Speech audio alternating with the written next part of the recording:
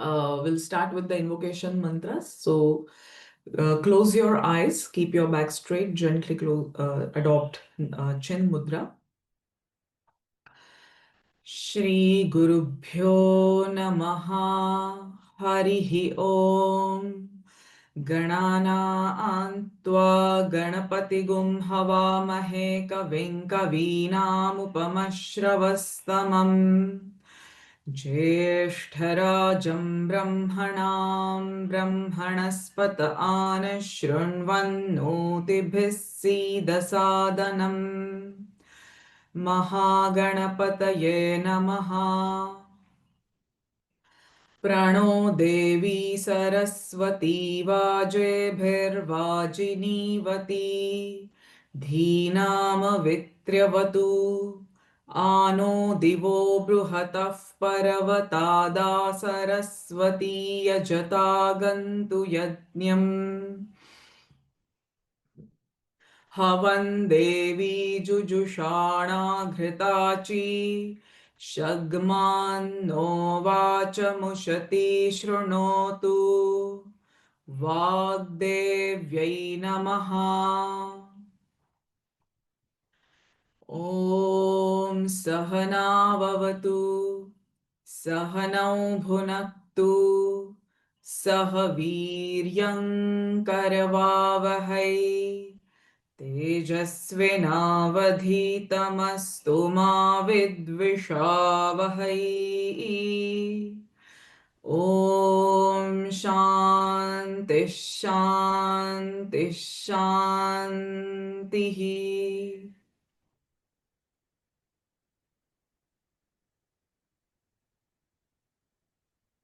Show your palms.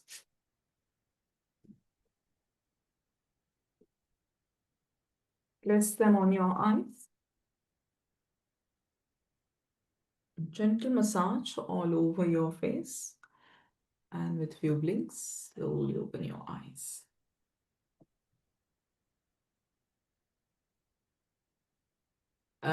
So we will be going through the sutras of Vibhuti Pada, the last around few sutras.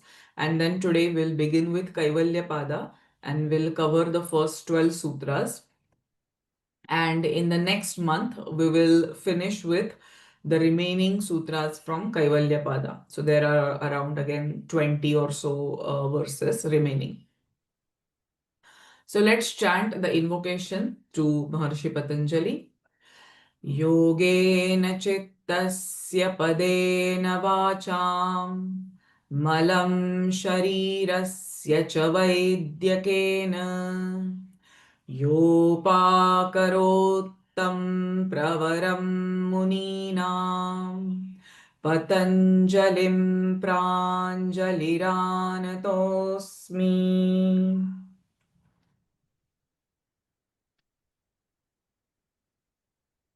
Okay. So what we are looking at is when a yogi does Sanyama, that is the combination of or the union of Dharana, Dhyan and Samadhi on various aspects, because of his making of awareness subtler and subtler into the given space or place or object, what kinds of powers a yogi achieves. So in continuation of these vibhutis, this is Sutra number 3.47, which says Rupalavanya, Rupalavanya, Balavajra, Balavajra, Samhanatvani, Samhanatnatvani, Kaya Sampata, Kaya Sampata, Rupalavanya, Balavajra Samhana, Natvani, Kaya Sampata. So Rupa, that is the beauty, charming beauty. Lavanya is the appropriate proportions of body parts. Means there are no disabilities. Even the size and the appropriateness of the limbs is the lavanya. Then the bala, the strength. Vajra is the sturdiness, adamantine sturdiness. And then samhana natva. What is that? Robustness or solidness and compactness in your body. That is kaya is your body. Ani, that is the plural for this group of five. So, a yogi who does a sayyaba can get the power of uh, having and maintaining his body as beauty, appropriateness of his limbs, strength, sturdiness, and robustness. So, even if he is aging, his body remains like this with these five lakshanas.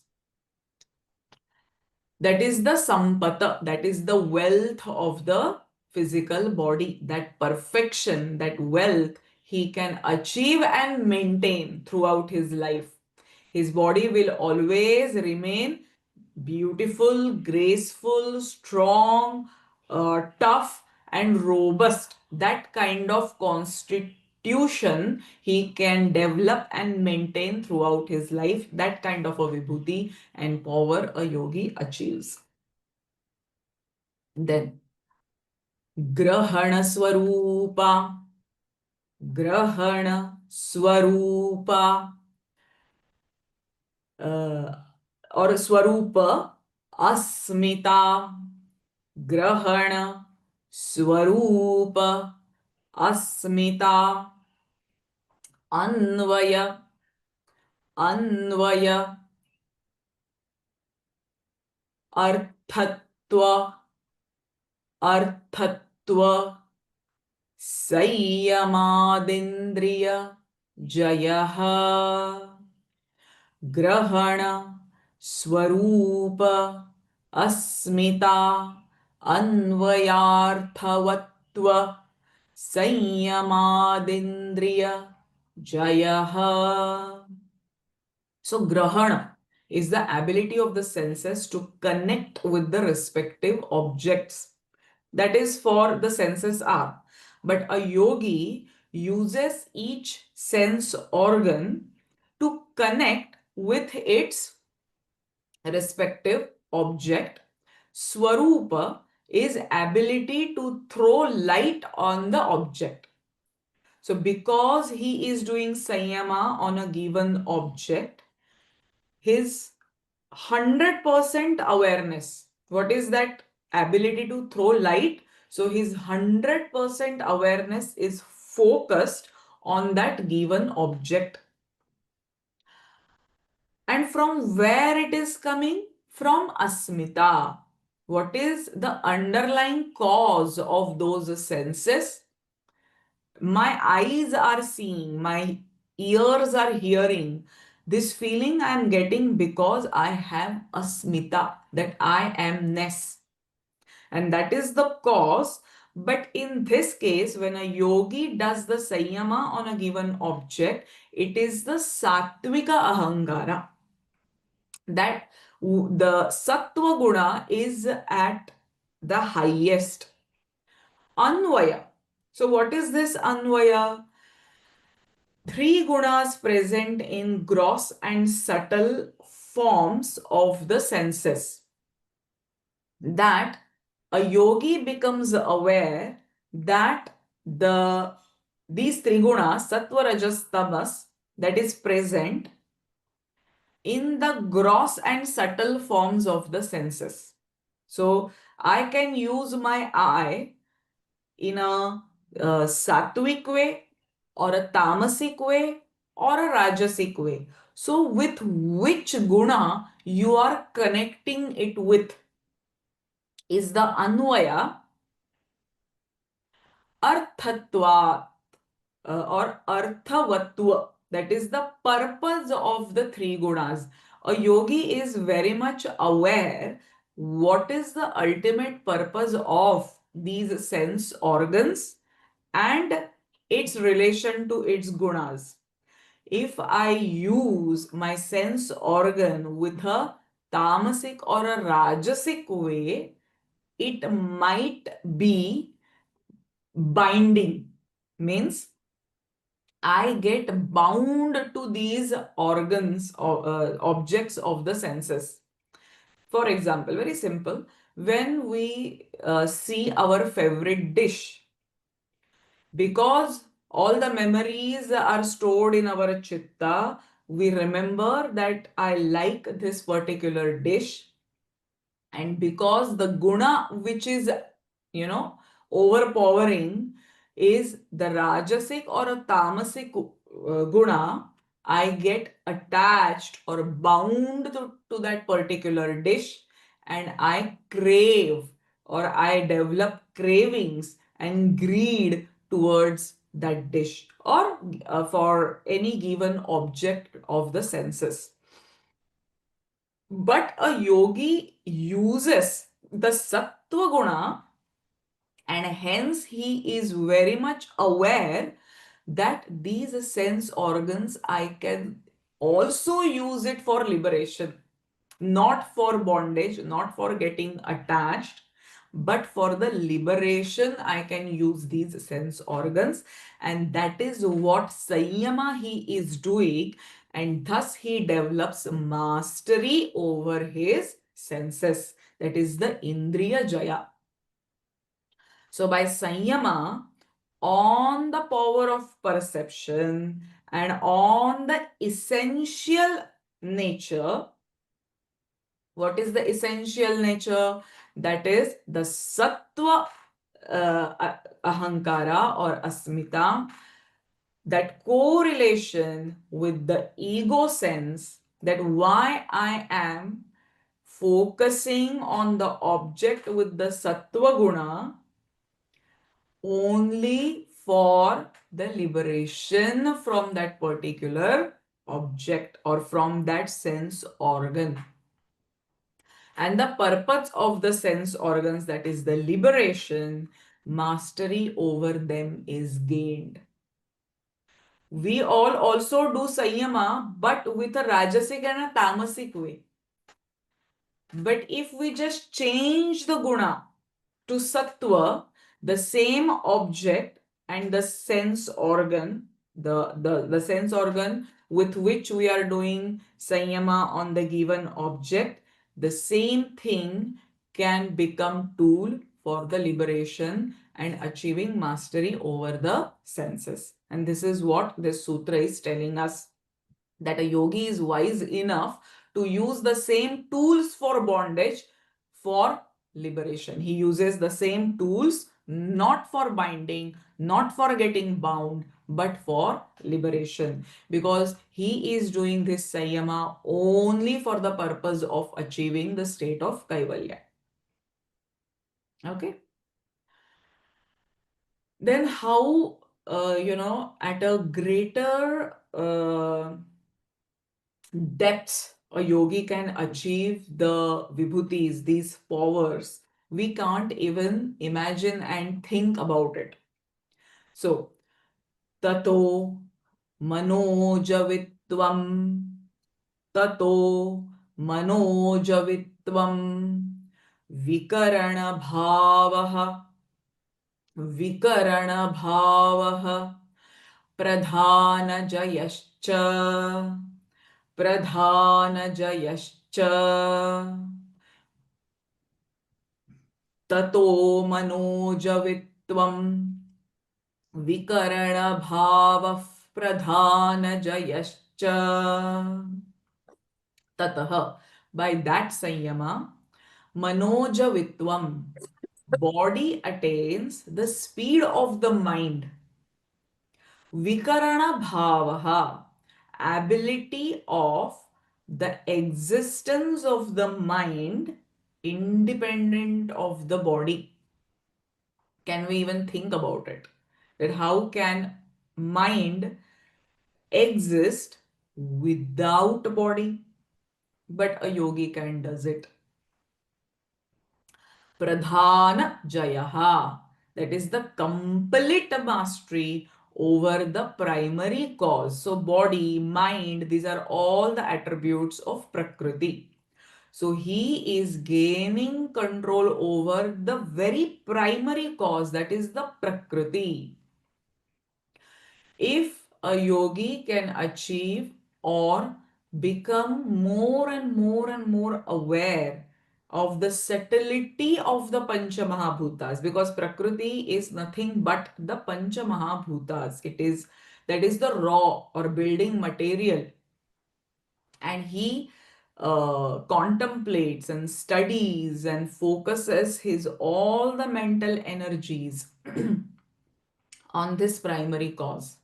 And because of that, a yogi can, it is said that if you have heard about Maha Avatar Babaji, he can be present at 10 different places at the same given time. So how it is possible? Because those who do lot of sadhana, they get the darshana of Maha Avatar Babaji in physical form as well. And it is always discussed among these people that the same time Mahavatar Babaji was giving darshana to people at different places.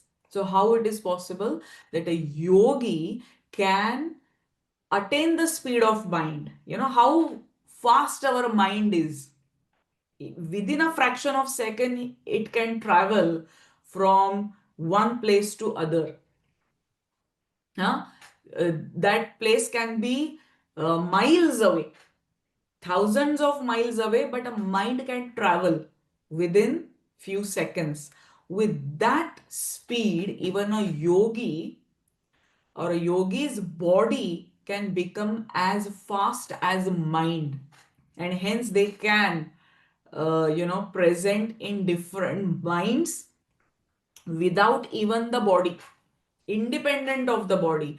So in the minds of different people, that yogi can be present.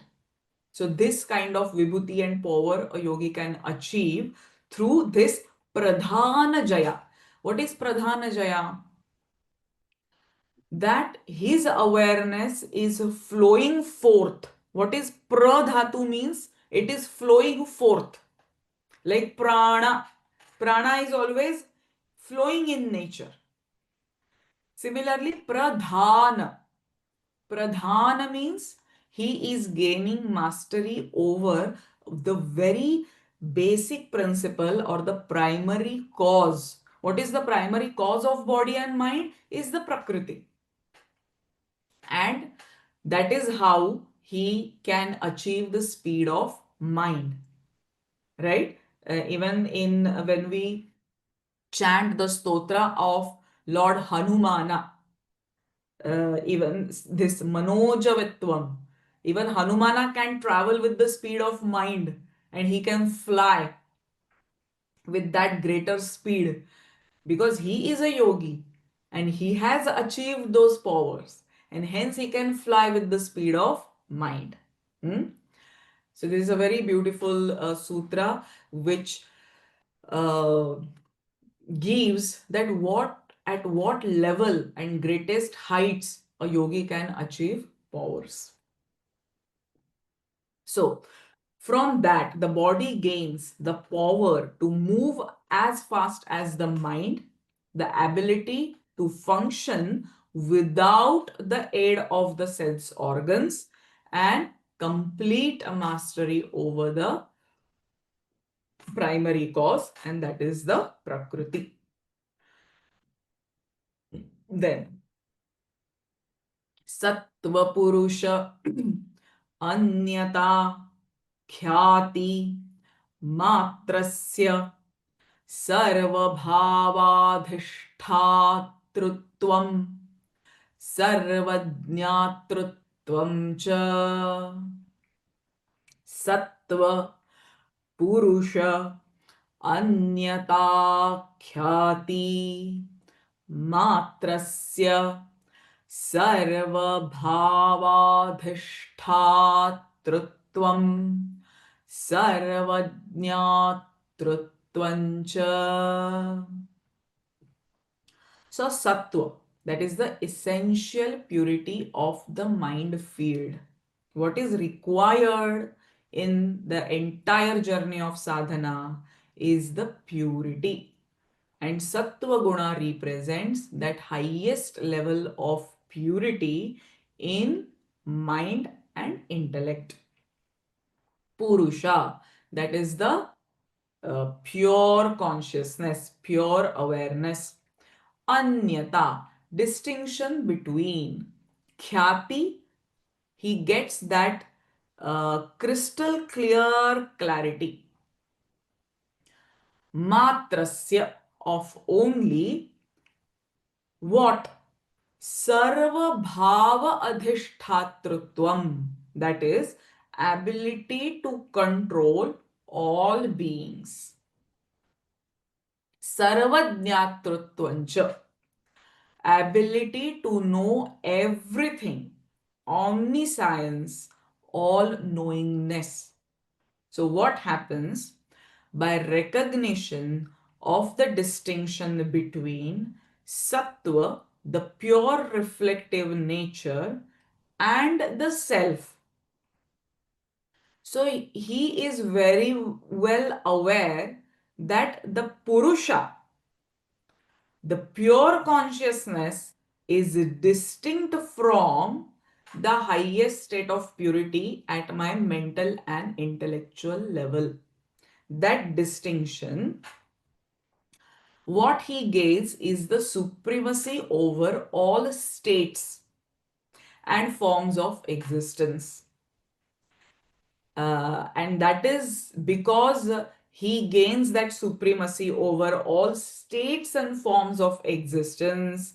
He gets that knowledge, all knowingness at given moment. It's not that he is getting knowledge in parts. Whenever he gets that flash of knowledge, it is in complete form.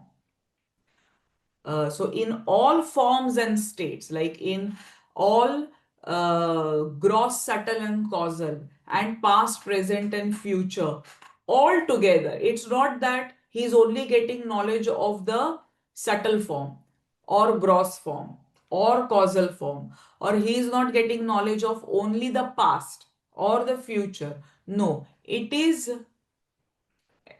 all package. He is getting that knowledge at once, and that is called as sarva jnatrutvancha. He gets to know everything. How? By doing or getting that clarity that myself is a different from all the attributes of Prakriti. So he does the sanyama or contemplation on this reality. Even the highest sattva guna is also the part of Prakriti. So even that highest purity in my mind and intellect is different than the Purusha. And see, we are studying these sutras and knowing this is one thing. But a yogi realizes with direct experience. That is the subtle difference between studying the sutra and knowing it. Okay, we also know now that the mind and intellect are the attributes of Prakriti, and Purusha is separate from all these, unchanging, eternal. But we haven't experienced it yet. And that is the, we can say, the subtle or the vast difference between these two. But a yogi has that crystal clear clarity, and because of that clarity, he gains the ability to control all beings, and because of that, he is omniscience and omnipotent. He knows He sarvajñatrutvam. He knows at once everything. And after that, nothing is left to know. Nothing is left to know. And hence, the next state of uh, thing to happen is to merge the Kaivalya. See? So the next sutra talks about Kaivalyam state. So there is nothing to know, isn't it? Even when we are doing sadhana, it is accompanied with selfish desires. At least I should get some vidya or siddhi. Even the intentions are good, but there is a sense of asmita and in a rajasic or tamasic way, not the sattvic way that I have to even cross this and go beyond. I have to leave everything. I should not have any desires for myself. But the sadhana is only done in a nishkama bhava, that is without desires, without selfish desires. That is nishkama sadhana. So there can be two types of sadhana, sakama sadhana and nishkama sadhana. But yogi always does it with nishkama bhava.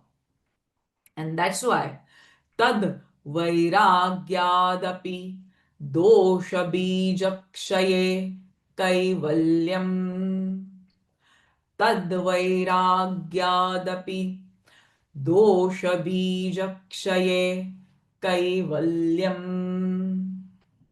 Tadvairagya, that is the complete detachment. Even dosha bijakshaye, because of destruction of all kleshas, kaivalyam, independence, absolute unity or perfect isolation. Why it is coming? Because of the vairagya. Detachment of the soul from matter and the state of pure consciousness. So what it is stated in this sutra is, by non-attachment, even to that siddhis. Now all the siddhis what we are looking at in the entire this chapter of Vibhuti Pada, there are so much of chances for a yogi to get trapped with these vibhutis, get attached to them, do show off and increase their ego. That I-ness, that sense of ego, there is 100% chance for a yogi to get trapped with these obstacles. Ahankara, showing off, getting fame and name, what not. But a true yogi, a advanced yogi will have that complete non-attachment to these siddhis, and because of that what's happening, dosha bija kshaye, the seed of bondage is destroyed, and that's why his journey on nirbija samadhi will begin. All the seeds of bondages will be burnt, will be destroyed, and thus follows. And only after that follows Kaivalya. Till that point, if you have any sakama bhavana or your desires or attachment to these siddhis, you will get stuck to it. You will be trapped. And why these siddhis are? Only to trap you, only to keep you bound and not to release, not to liberate, not to reach the state of Kaivalya. But by remaining steadfast in practicing non-attachment to any powers which may arise, the seeds of bondage continue to be burnt away. Eventually, the yogi is liberated from all sufferings, and there will be no further risk of falling into lower states. Otherwise, the Prakriti will do all its magic and power, and that Maya is so powerful. Uh, it will trap, it will make sure that yogi is getting again attached to something, or some sorts of desires are sprouting out, and he is falling down in his sadhana. For that, this Prakriti is working on all of us, correct? But if we are wise enough and we are totally focused in sadhana only for the achievement of liberation and Kaivalya, you will not develop a sense of attachment and any selfish desires. Then, sthani, uh, उपनिमन्त्रणे स्थानि उपनिमन्त्रणे सङ्गस्मयाकरणम् सङ्गस्मयाकरणम् पुनरनिष्टप्रसङ्गात् पुनः अनिष्टप्रसङ्गात्. So, sthani. Now, this is very crucial point for a yogi. So, he is continuing and going forward with the attitude of detachment, not having selfish desires, but at every place here on, different celestial beings and deities and devatas and apsaras and gandharvas will disturb you. They will invite you. They will give the offer that please come to our loka or this state and enjoy. So, sthani upanimantrane, nimantrane, they invite these different celestial beings at different stages of your sadhana here on. They will give you offer. But then, sangha smaya.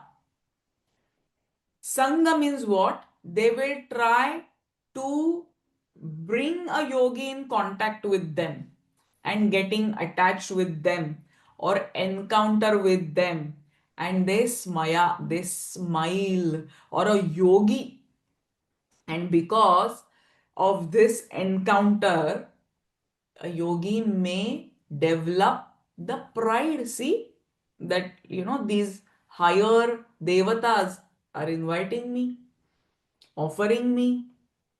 Even in our day-to-day life, if someone offers us something, how much pride and how much happiness we feel. Think about a yogi at that level getting invitation from some higher beings and offering some great, wealth or whatever it is. There are chances for a yogi to fall down. Then, akaranam. But what a yogi does is not accepting without cause of action. Punaha, again, anishta, undesirable, prasangat, getting caught or getting indulged into unwanted things. A yogi should neither accept or smile with pride at the admiration of even the celestial beings, as there is the possibility of getting caught again in the undesirable situations. And that level of yogi is very well aware of that I should not get caught into such situations. Okay, so this is very, very important sutra, that at different points and stages of our sadhana, different siddhis, different powers will attract us and will try to uh, get into connection with us and contact with us only to make us fall down. But a yogi should be very, very aware of these things, and he doesn't develop any pride or ahankara and fall into such undesirable things or situations. Then going forward, and I think this is the most ultimate power a yogi can achieve. Kshana tat kramayoho, kshana tat kramayoho, संयमात विवेकजं ज्ञानम्, संयमात विवेकजं ज्ञानम्. Now, on what a yogi is doing the sanyama is every single moment, that is the kshana. Like every blink of an eye, that kind of moment to moment, a yogi is doing dharana, dhyan, and samadhi, the sanyama on every single moment.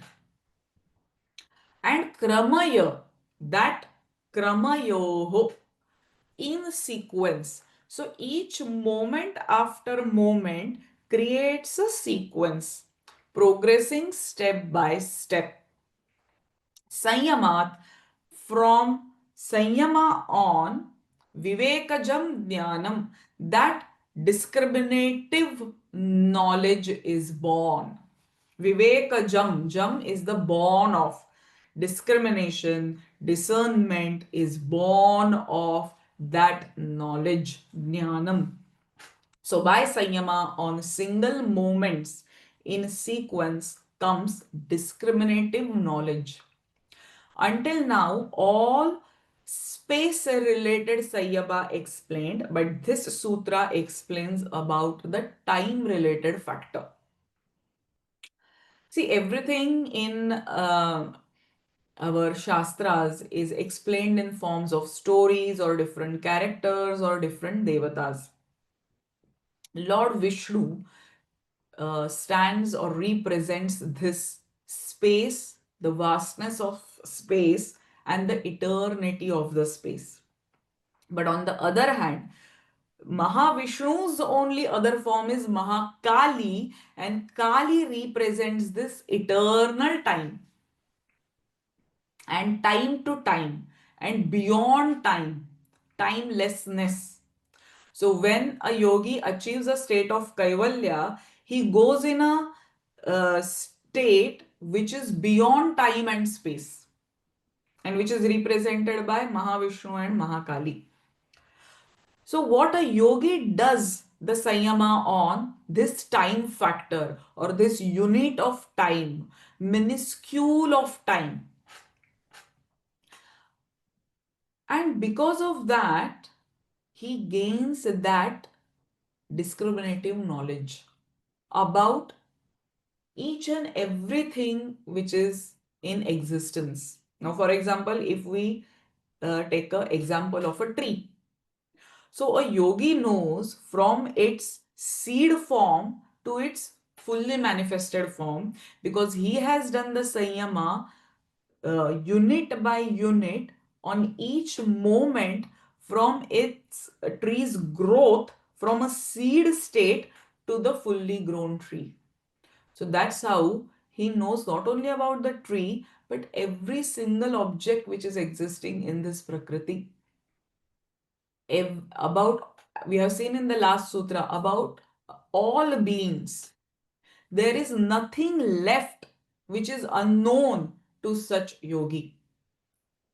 So this is the Sanyama on the time factor. All previous Vibhutis were related to the space factor, related to space, but this sutra talks about the Kshana and moment to moment, that sequence of time is that Vibhuti he achieves. Now, this one, Jati Lakshana Deshaha Anyata अनवच्छेदात तुल्ययोस्ततः प्रतिपत्तिः जातिलक्षण देशः अन्यता अनवच्छेदात् तुल्ययोस्ततः प्रतिपत्तिः. Now, jati is a specific species or class or category. Lakshana is the characteristic mark, which is invisible characteristic or time characteristic. Deshaha is the position. So these three can, avacheda means can distinguish. What happens is a yogi can distinguish because he has done sanyama on unit of time, every single moment to moment. Now he can uh, distinguish avacheda. First, we have to understand avachedat and then anavachedat. So, because of jati, lakshana, and desha, that is the class, a type of category, the characteristic marks, and the position, he can distinguish between these three things. For example, horse and donkey. So horse is of different species and donkey is of different species. Correct? Anyone can tell that. Because these are of two different species, we can distinguish it. But if we take only one species as horse, then that horse can be of different lakshana. That is, one horse can be brown, one horse can be black, one horse can be white. And then deshaha, the position. Now, for example, now even invisible characteristics, if we are talking about that lakshana which is not having distinguished marks. So the horse from the same species and of the same color, if we take all the four horses of black color and put it under four different trees, position them under four different trees. Now, if you take one black horse out and put it into another tree, and the horse from that tree, you move it and bring it to the first tree from where this horse is moved. Now, can you say which horse is which? Now, for us is very difficult, correct? But this is a very basic, superficial example I'm trying to give you to understand how a yogi can distinguish avacheda between, because he has done the sanyama on every single unit. He says, no, this horse is different and this horse is different. This horse is from this tree and this horse is from this tree. But for us, all four horses will be same. Correct? So like that, he can develop that kind of a discriminative knowledge and all knowingness because of the sanyama on the time factor. So this distinction or difference. Now, anavachedat. Anavachedat means from the undistinguishable, means now these four horses for us are beyond our uh, understanding. But from such undistinguishable or from such undefined or unmarkable things, tulya yoho, that is of equals or comparables or such identical, uh, he can distinguish between such identical things. That is, refers to the above described Sanyama, which is Kshana, Krama, Sanyama. Pratipattihi, distinguishable knowledge. He has that knowledge. So, uh, thus the indistinguishable differences between objects that are alike in species, characteristic marks, and positions become distinguishable to that yogi. That kind of a power or vibhuti he gains. So, this is possible due to kshana and krama, sanyama. For us, we put CCTV camera so that when something happens, we goes through the recording and we come to know. So we need the help of certain technology and tools to reveal the hidden features of objects or the depths of Prakriti. But for a yogi, he doesn't need anything. This is worldly power. But original goal is to develop Viveka Khyati about everything in Prakriti and its changes, and Purusha remains unchanged. So even the yogi becomes or gains such powers to go into depths of Prakriti and know it in its full essence, but still it is a worldly power. But a yogi is again, uh, he remains aware of his primary goal, and that is that I am pure consciousness and I am here to experience this. So, this sutra is about this distinguishable powers.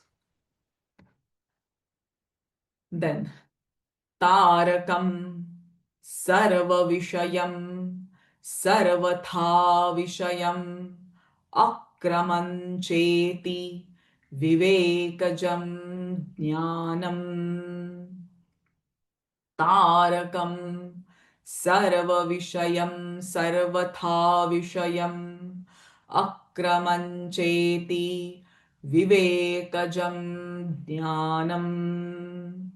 So here Tarakam, till all these sutras, what we are looking at are the worldly powers.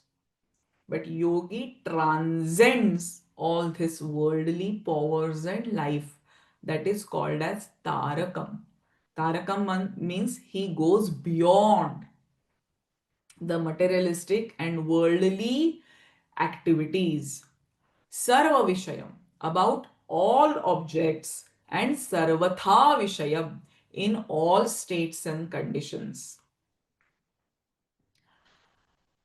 Akramam, non-sequential, but everything is known simultaneously. That's what we were talking about.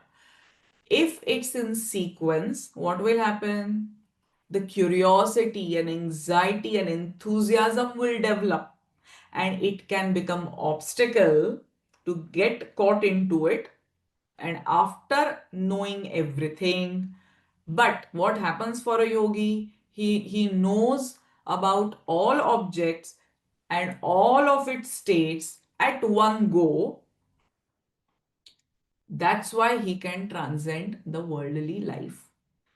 Cha and iti. Thus, Vivekajam, born of discrimination, jnanam, knowledge. The discriminative knowledge that simultaneously comprehends all objects in all conditions is the intuitive knowledge which brings liberation.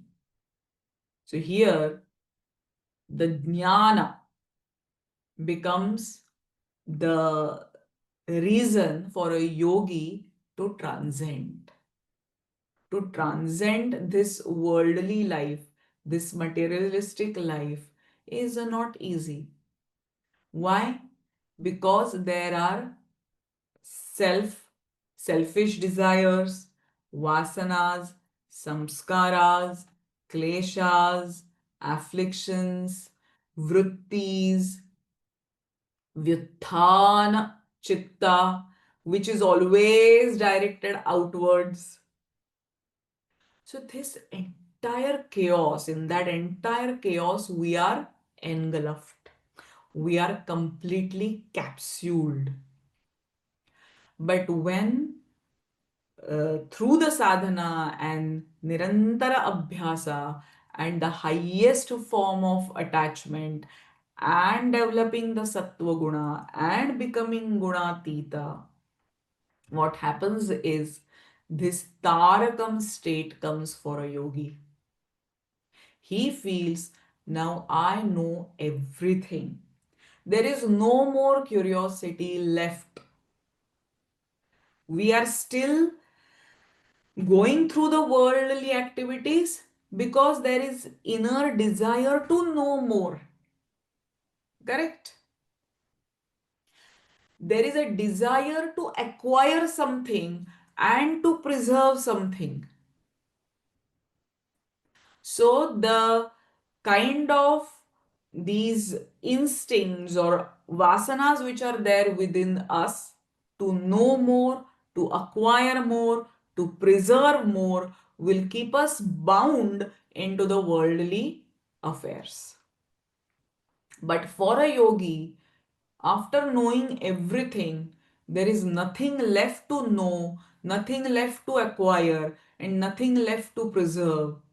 Then only he, because of this highest knowledge, discriminative knowledge, he can distinguish the khyati, the crystal clear clarity between the pure consciousness and the attributes of Prakriti.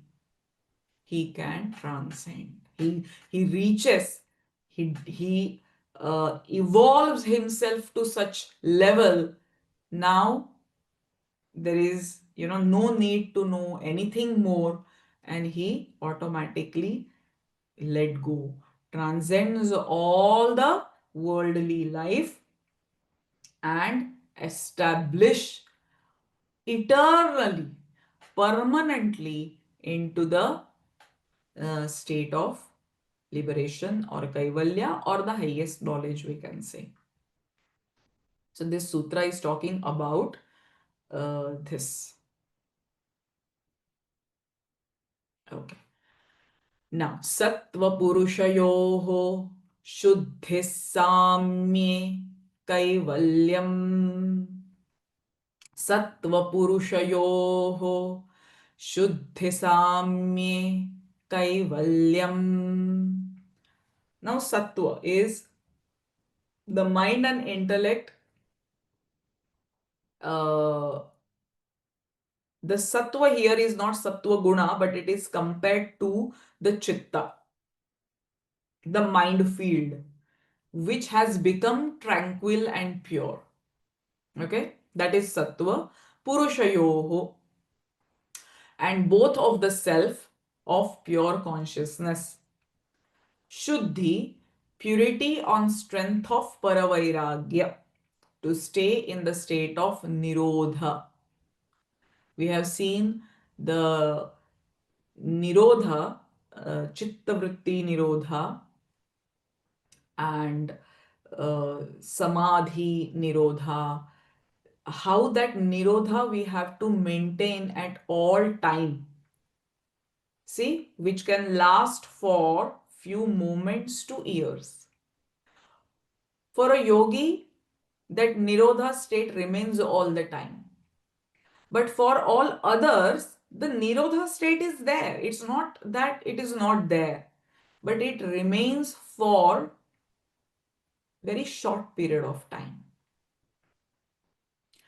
But if that nirodha state remains for longer and longer period of time, what happens is the chitta becomes tranquil and pure, just like our true nature of Purusha, the pure consciousness.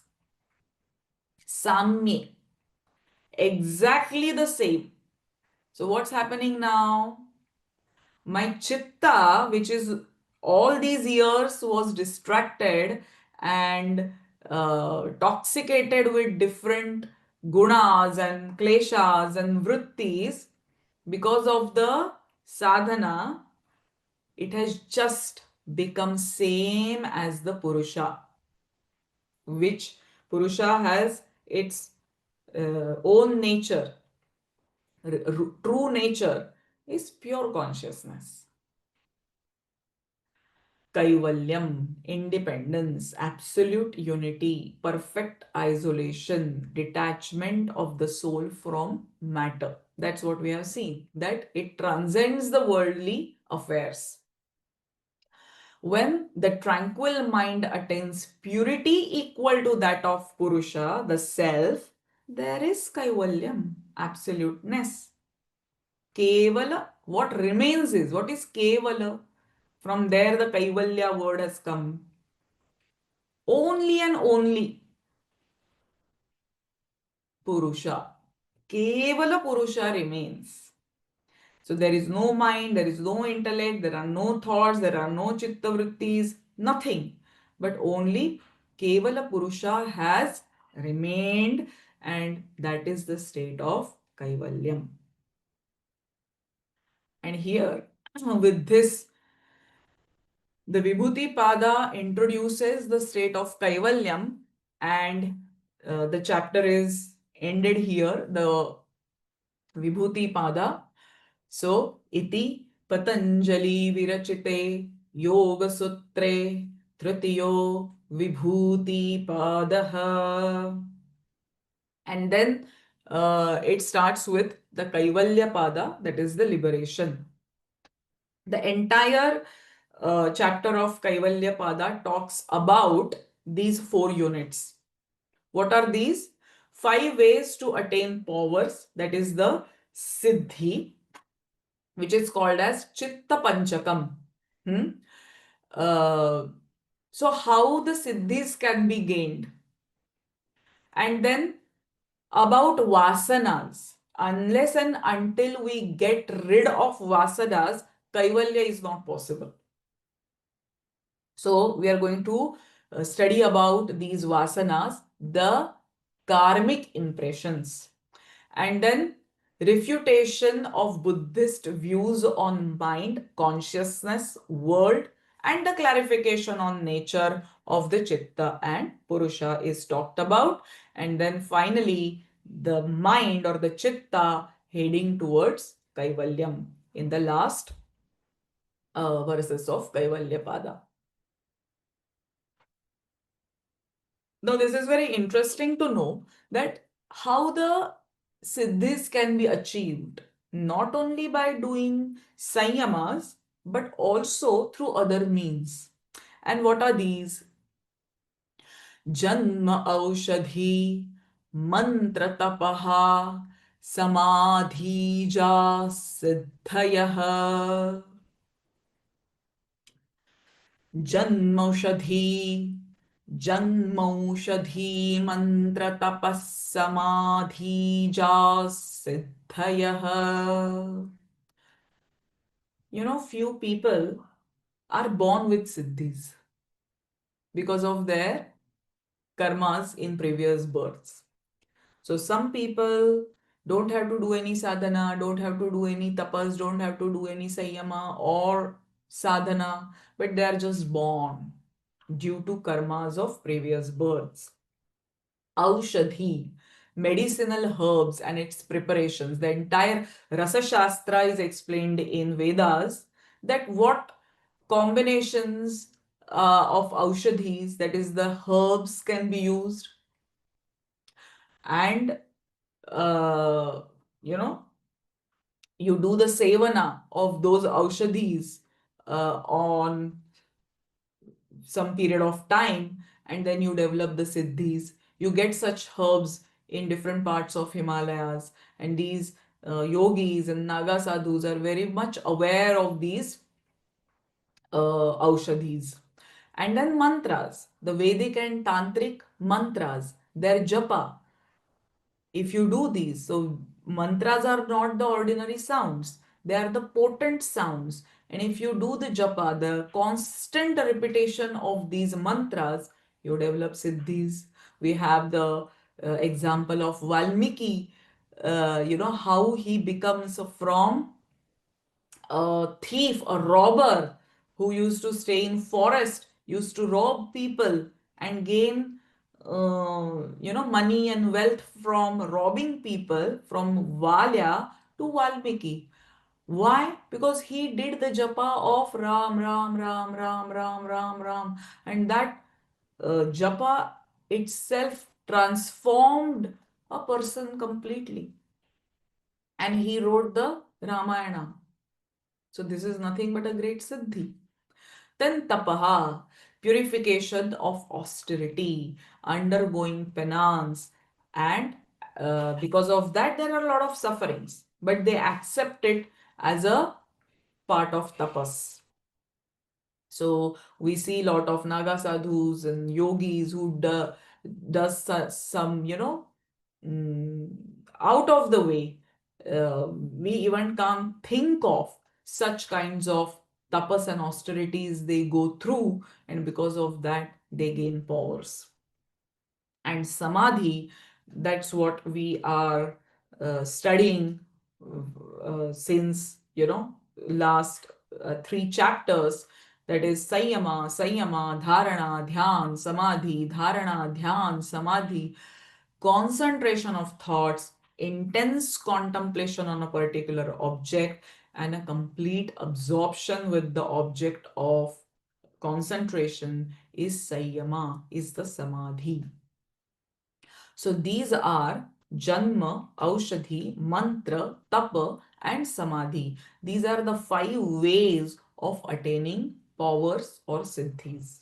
This is what the first sutra itself is telling us, that there is not only one way, not through only Sanyama, but by Janma, if you have done, such sadhana in your previous births, by consuming certain aushadhis, by doing mantra japas and doing austerities. But we will later on come to know why and how Sanyama is of highest category of uh, sadhana of attaining siddhis and not others. So siddhis are born of practices performed in previous births, or by herbs, mantra, repetition, penance, or by samadhi. Powers gained from samadhi are leading towards Kaivalya. That we have to remember. But by all other means can be binding or create karmic impressions. Because if we are born with certain siddhis or consuming aushadhis or mantra japa or tapa, we create ego, or we are doing this to satisfy our personal desires. But if we are doing through meditation, it is only and only for the purpose of self-realization and nothing else. And when we achieve this through meditation, through Sanyama, no more karmic impressions are created. No more vasanas, no more samskaras are created. But by all other 4 means, if we are achieving siddhis, karmic impressions are created and they are binding in nature. But only powers through meditation are liberating in nature. All others are binding in nature. So we can say all 4 are of lower category and Sanyama is of the highest category, and that is the difference between these 2 ways of achieving siddhis. जात्यंतर परिणाम प्रकृत्या पुरात जात्यंतर परिणाम प्रकृत्या पुरात. Again, jati, species, class by birth and category. Antara, another, different. Parinama, transformation. Prakriti, that is nature. Pura apurat, that is the from inflow. The transformation of one species into another is brought about by the inflow of nature. It is the part of Prakriti. Bhuta and Indriya Jaya. It we have seen in the previous verses what is Bhuta Jaya, that is gaining mastery over all the Pancha Mahabhutas. And what is Indriya Jaya, that you gain control over Indriyas, so Indriyas don't become binding in nature, but you are using the same tool for your liberation. Yogi gains control over the raw material of Prakriti, and anything can be reprogrammed accordingly. Prakriti apurata means he can change a person to a cat or a dog. That is possible because the yogi has gained mastery over all the attributes of Prakriti, the Panchamahabhutas and the Indriyas. So, Akasha, Prithvi, Jala, Vayu, and Agni. If he has achieved mastery over these Panchamahabhutas, for him it is definitely possible that he can create, he can change and transform its species. This category he can altogether change. So these are few examples. Like there is a boy called as Nandishwara. Because of his good deeds and his unconditional devotion, the small boy uh, reaches the state of godhood. Why? Because of his bhakti, Ishvara Pranidhana. So we have to take it in this sense that if we are doing sadhana with good intentions, and if our bhakti is unconditional, without selfish desires, a human being has the capacity and potential to reach the state of godhood. He can become God. Correct? And that is the change of its category. From one class to other class, he is upgrading. But if the intentions are bad, like the Nahusha, because of his bad deeds, he got transformed into another species, and that is serpent. So these are just the few examples. Then, nimittam aprayojakam prakrutinam varanabhedastu tatah tatah kshetrikavata. So we'll just go a little faster because there are a few more verses to cover. Nimittam, that is the actions, good or bad deeds, or karmashaya. What is nimittam here? All our karmashayas, the baggage of karmas. Aprayojakam, not causing, not initiating. Prakrutinam, of the components of Prakriti. Varana Bheda, that is only the breaking of blockages. Tataha, only by that good or bad deeds of karmashaya. Kshetrikavata, like a farmer making water flow in the fields. So incidental events do not directly cause natural evolution. They just remove the obstacles, as a farmer removes the obstacles in the water course running to the field. If you see a farmer, he just channelizes the flow of water. Everything else is there. The field is there, the water is there. What he does is only he channelizes, and the that flow becomes very effortless and it flows naturally. Correct? So the uh, our good or bad deeds or karmashayas act like that. You know, in order to reach the state of Kaivalya, if the flow of the karmas are done in such a way that it flows in its own potency and naturally. And this is what this sutra is talking about. Kshetrikavata, like a farmer, it flows easily. And then nirmana chittanyasmita matrat. Nirmana, which is created, produced, constructed. Chittani, minds. Asmita, ego sense, I-ness, which is a raw material. Matrat, due to only, from aloneness. A yogi's ego sense alone is the cause of other artificially created minds, not only bodies. So all unexpected things can happen. uh, his ego sense alone is the cause for artificially created minds, but not only bodies. So, if, as we have discussed in the previous sutra, that he can be present in same time in different minds and bodies.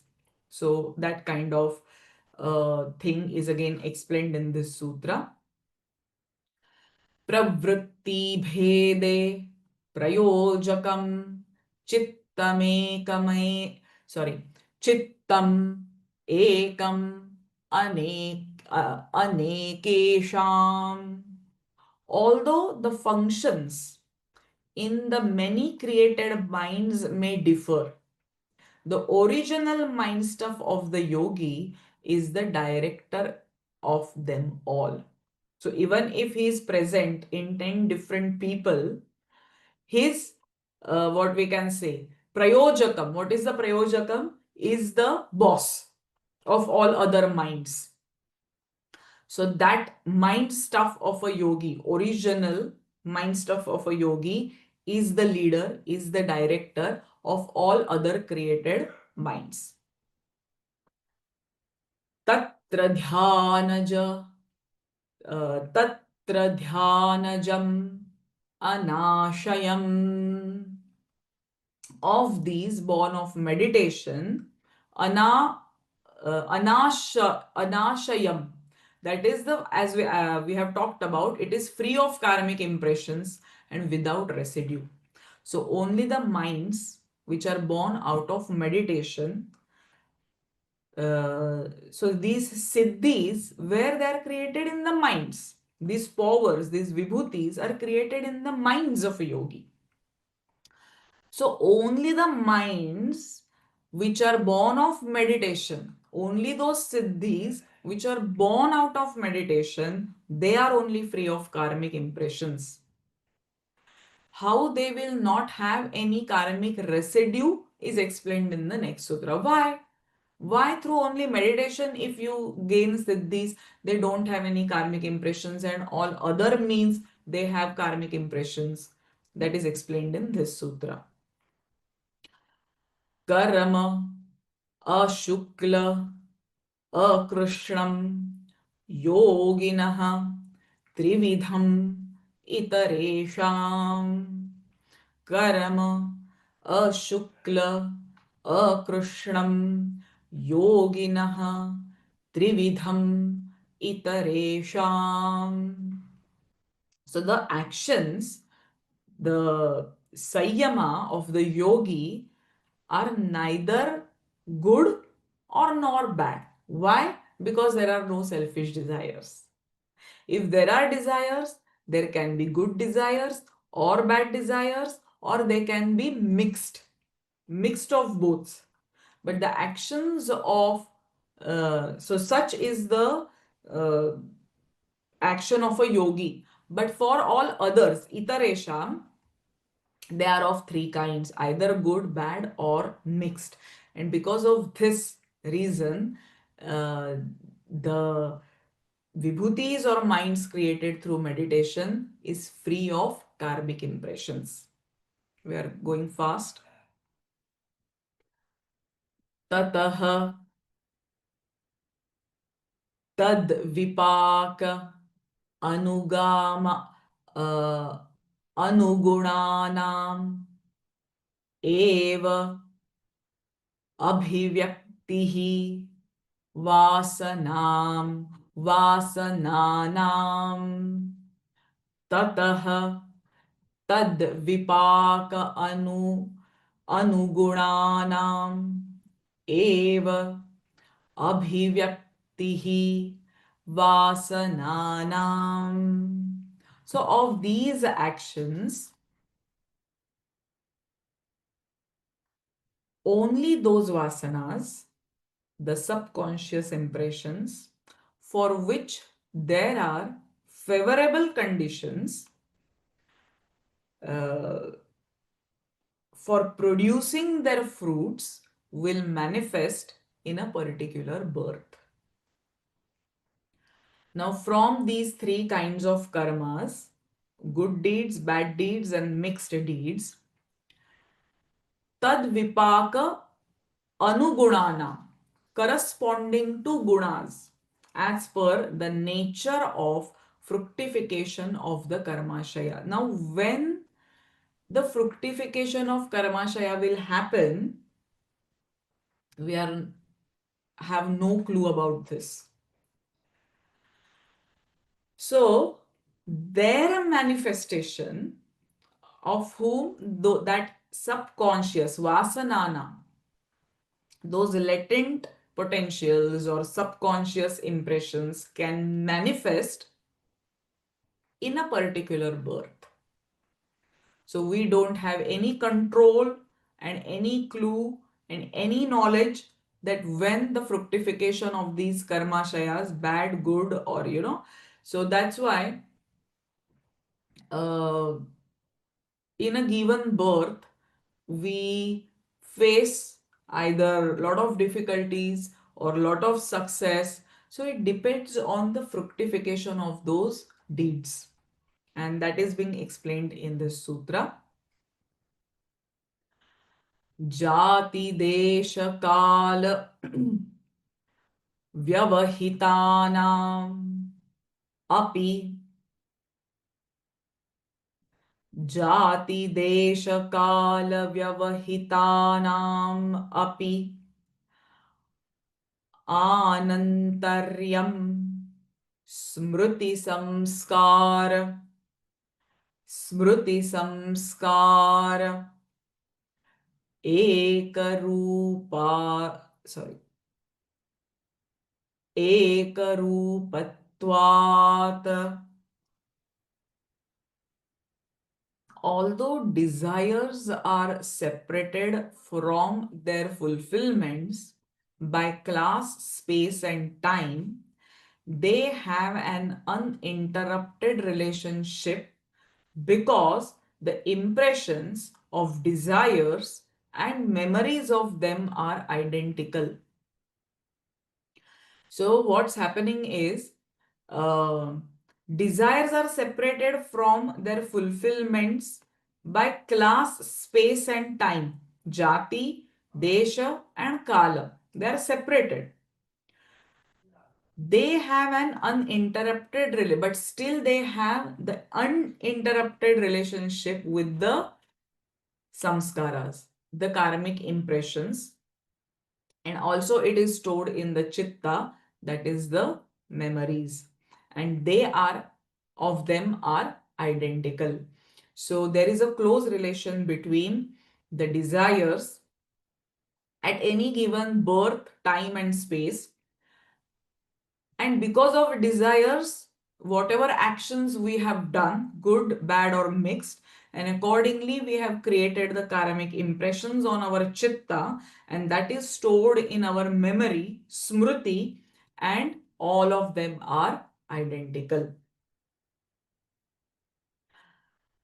Tasam anaditvam आशिषो नित्यत्वात् तासाम् अनादित्वं च आशिषो नित्यत्वात्. Since the desire to live is eternal and there is a great sense of fear of death, impressions are also beginningless. Now we don't know from where the desire to live has come, correct? And also we don't know how the fear of death has also engraved into us.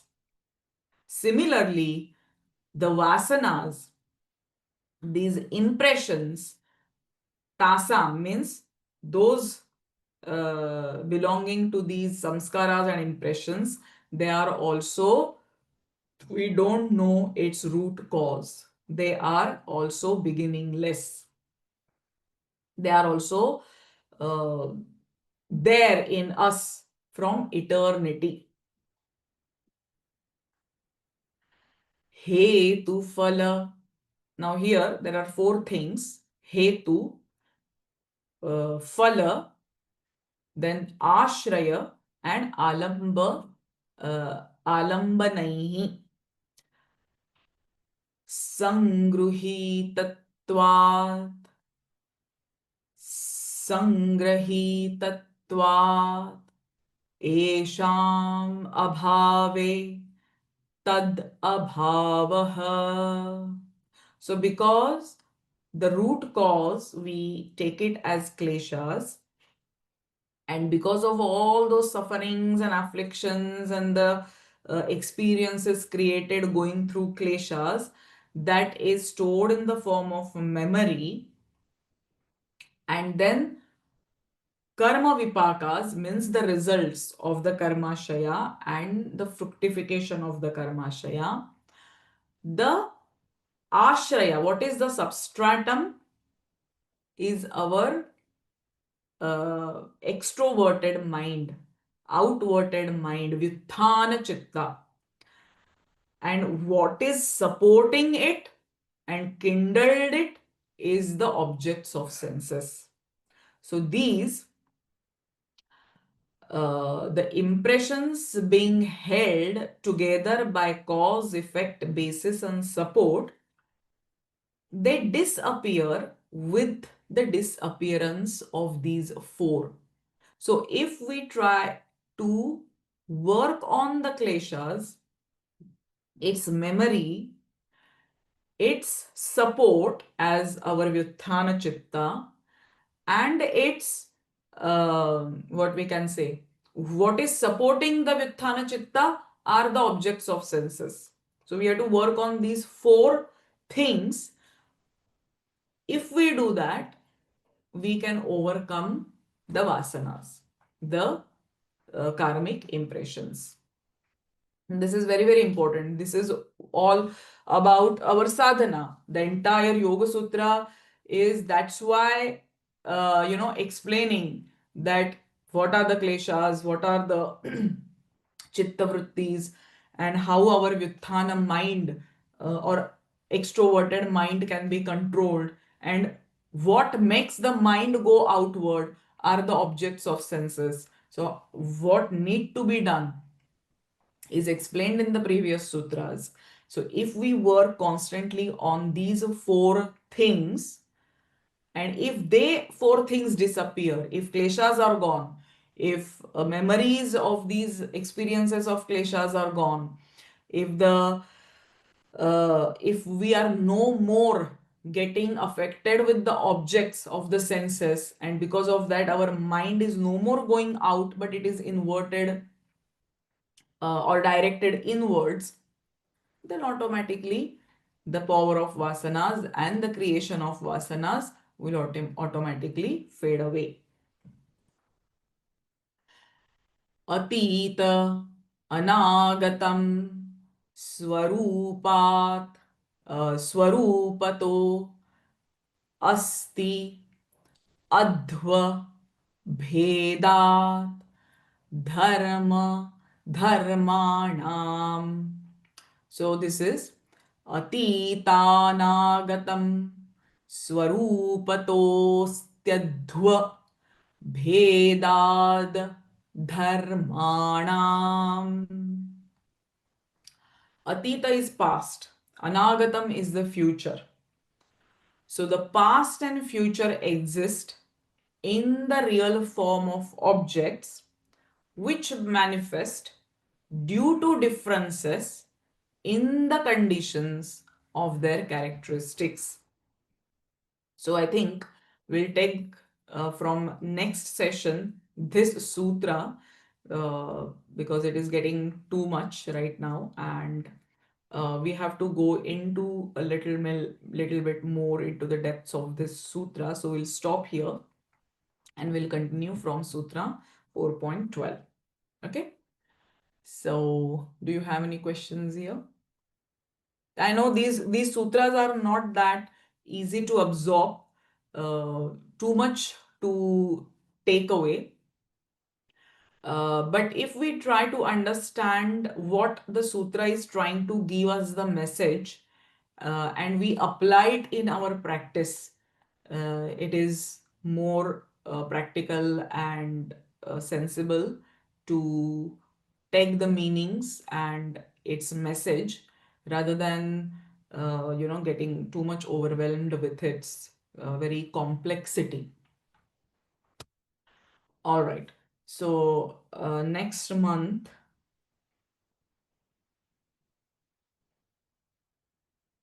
the second Saturday will be the 13th December. So let's have the last session of Patanjali Yoga Sutras on 13th of December. So with this, we'll end today's session with the Shanti mantra. Om Purnamadah Purnamidam Purnat Purnamudachyate Purnasya Purnamadaya Purnamevavashishyate. Om Shanti Shanti Shanti. Harihi Om Tat Sat.